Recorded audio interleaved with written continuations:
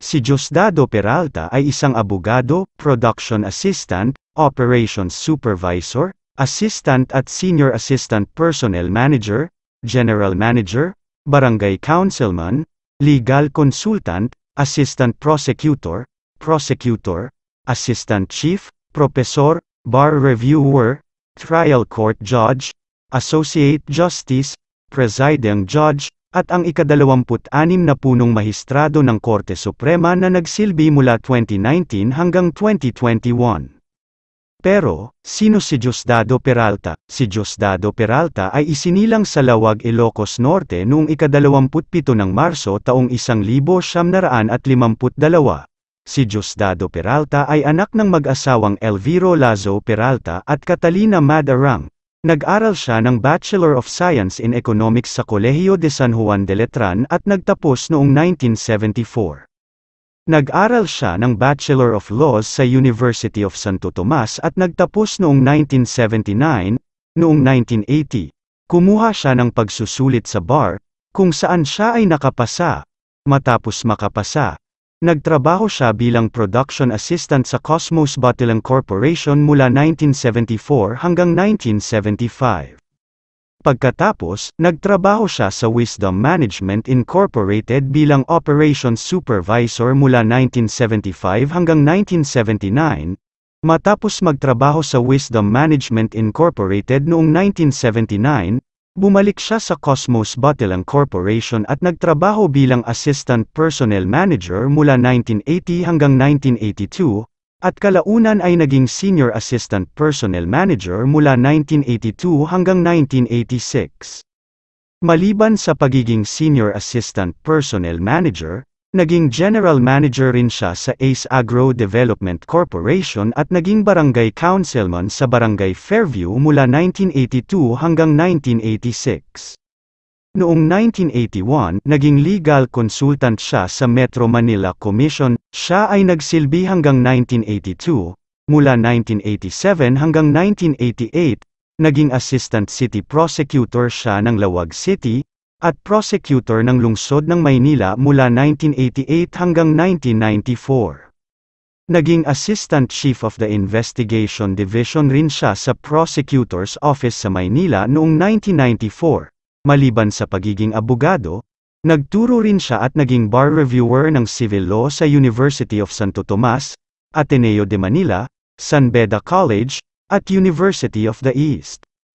Nagturo at naging bar reviewer din siya sa Philippine Christian University, San Sebastian College, at naging miyembro at propesor sa Philippine Judicial Academy.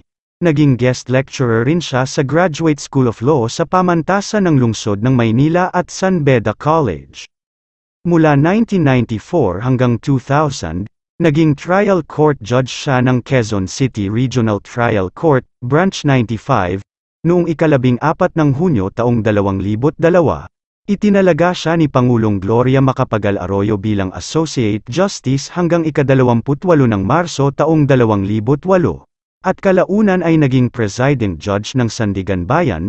Siya ay naglingkod hanggang sa May talaga bilang Associate Justice ng Korte Suprema noong ika-14 ng Enero taong 2009. Siya ay naglingkod bilang Associate Justice ng Korte Suprema hanggang ika-22 ng Oktubre taong 2019. Kinabukasan, itinalaga siya ni Pangulong Rodrigo Duterte bilang ika-26 na punong mahistrado ng Korte Suprema.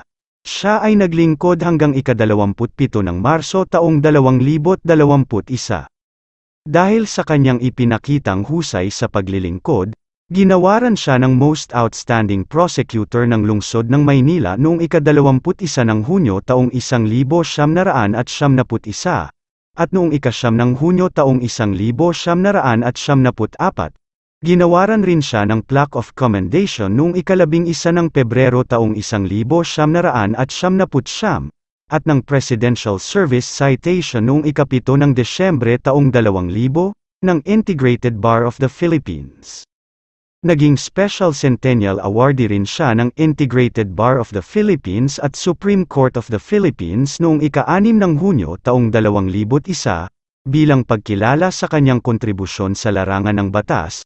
Siya ay tumanggap ng Outstanding CAM-Asian Alumni Awards for Law ng UST Alumni Association noong 2 ng Agosto taong 2008, at ng Award of Distinction ng UST Law Alumni Foundation noong 23 ng Nobyembre taong 2002.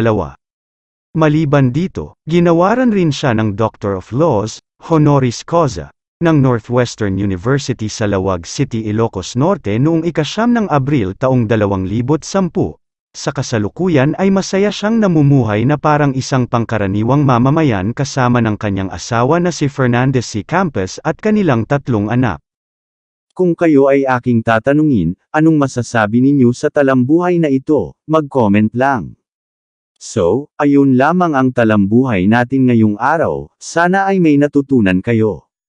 Huwag na ring kalimutang mag-like at mag-subscribe para maging updated sa mga panibagong video. Maraming salamat po.